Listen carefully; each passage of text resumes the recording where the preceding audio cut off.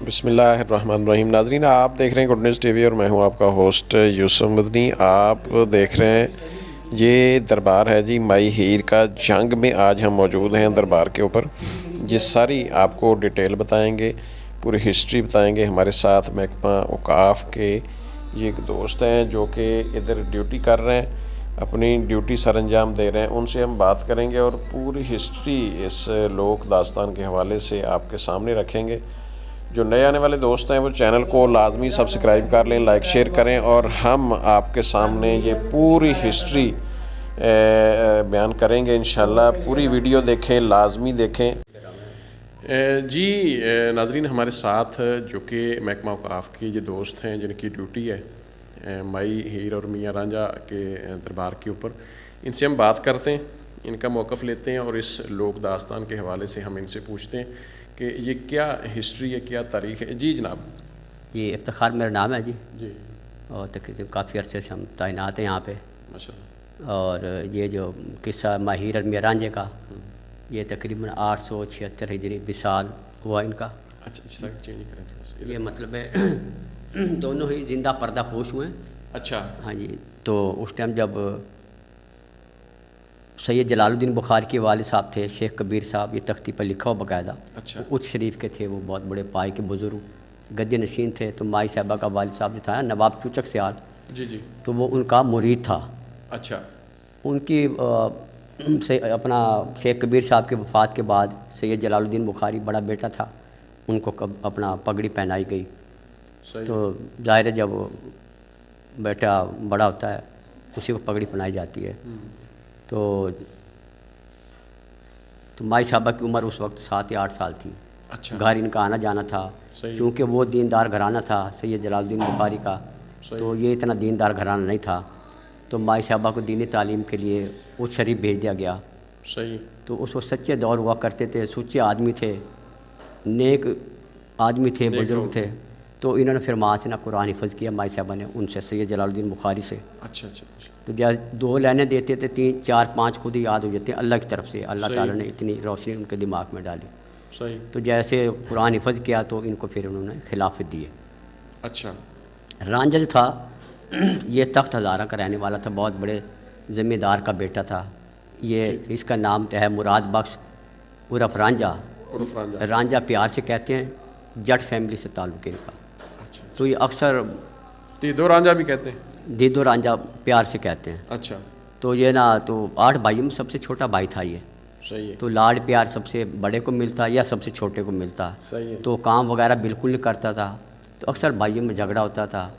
तो भाई अपने वालिद को कहते थे, मौजूद जट को, अपने वालिद को, भाई ये काम का ना कार का दुश्मन नाज का, हम सारे दिन काम करते हैं और ये कुछ भी नहीं करता। उसने बेटा हमारे पे इतने सैकड़ों मुरब्बे हैं, अगर नहीं भी करेगा सारी उम्र आप बैठ के खा सकते हैं, तो ये ज़मीन नहीं आपसे ख़त्म होगी। तो अक्सर कहता मैंने हीर के पास जाना, मैंने हीर के पिंड जाना। कभी ख्वाब में भी नहीं दिखे था हीर को उसने, ना कभी जंग देखा था, क्योंकि दरियाई इलाका था सारा ये। सही। तो माई साहबा जब खिलाफत लेकर अपने झांग आई तो इसका रांझे का वालिद जो था मौजूद जट की वफ़ात हो गई। अच्छा। तो भाइयों ने ज़मीन तकसीम की। तो इसको जो हार्ड ज़मीन थी ना, बंजर, वो इसको दे दी गई। इसने तो कभी फूल की पत्ती तक नहीं तोड़ी थी, इतना नफीस आदमी था। तो ज़मीन बंजर दे दी। थोड़ी कोशिश की मगर हाथ इस काबिल नहीं थे कि वो कस्सी वगैरह कुछ चला सकें। तो भाइयों कहने लगा मेरे से नहीं ये काम होता। वाई का मैंने हीर के पास जाना, मैंने हीर लेनी। उसने कहा हमारी जान छोड़ो। तो पहले मौके की तलाश में थे। सही। वालिद वही जो वफ़ात पा चुका था। तो ये फिर ना अपने भाभियों को, भाइयों को, वालदा को ज़मीन जायदाद छोड़कर इसने रुख किया इधर का। जैसे दरिया चनाब के किनारे पहुंचा, कश्ती वाले को कहा बाबा जी मैंने हीर के पिंड जाना। उसने बेटा आपके पास किराया है? मासूम चेहरा, बाबा जी मेरे पास नहीं है। उसको बड़ा तरस आया। उसने बेटा बात यह कि मैं छोड़ आता हूँ आपको, मगर आपने मेरा जिक्र नहीं करना, क्योंकि वो ये रियासत का मालिक था, नवाब चूचक से नवाब थे। सही। उसने कहा ठीक है बाबा जी मैं नहीं बताऊँगा। माई साहबा अपनी सहेलियों के साथ बाग में सैर तफरी कर रही थी। सही। तो रांझा आया था खार के, कितना पैदल चला इसके बारे में नहीं हमें पता।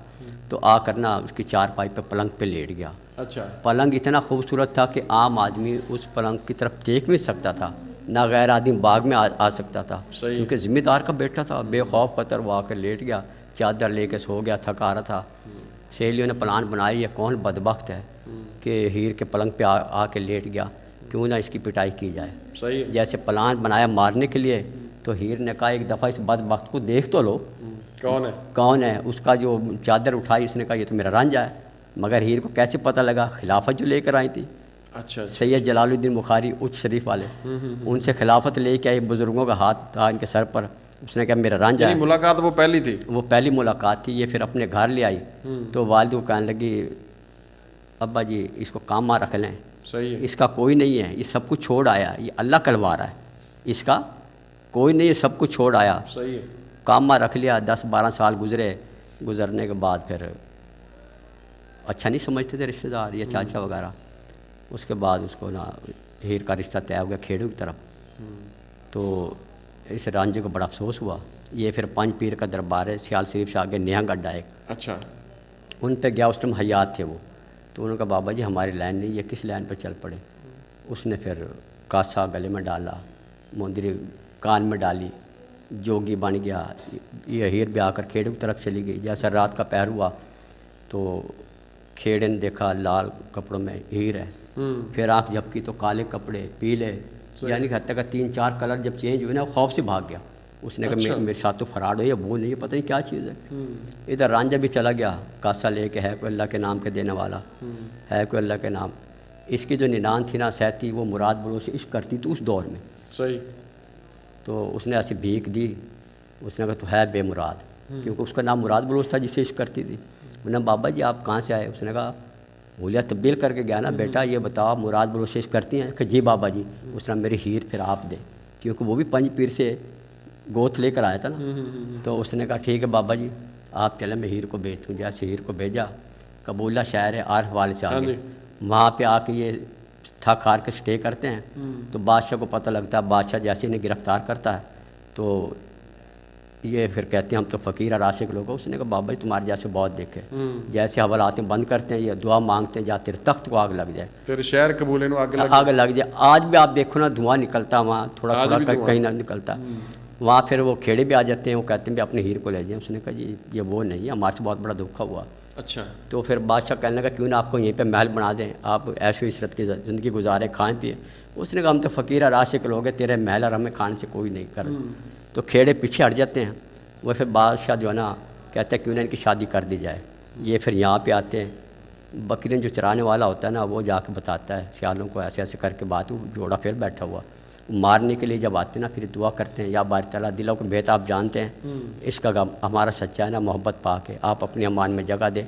इसी जगह ज़मीन फट गई, दोनों नीचे उतर गए। उस वक्त चादर का पल्लू जो था ना, कुदरती तौर पे ज़मीन से बाहर रह गया था, इधर ही। अच्छा। उसके उसके ऊपर फिर कब्र बनाई गई। वो जब मारने के लिए आए तो वो फिर ये मजबूर है कहने के लिए, आज से पहले ना कभी देखा ना सुना, ये तो वाकई इस दौर के फ़कीर और आशिक लोग यहाँ पे आते हैं। दोनों की कब्र है, दोनों की एक ही कब्र है, एक ही मौका पे फौत हाँ एक ही। तो जिनके ज़मीन फट के नीचे उतर गए, नीचे उतर गए। ज़बरदस्त जी। ये हमारे साथ दोस्त थे जो कि ड्यूटी होती है बाकायदा इनकी मई के दरबार के ऊपर। इन्होंने हमें सारी हिस्ट्री, सारी तारीख़ बताई। नाज़रीन आप देख रहे हैं गुड न्यूज़ टीवी और मैं हूँ आपका होस्ट यूसुफ मदनी। इजाज़त दें, अल्लाह हाफ़िज़।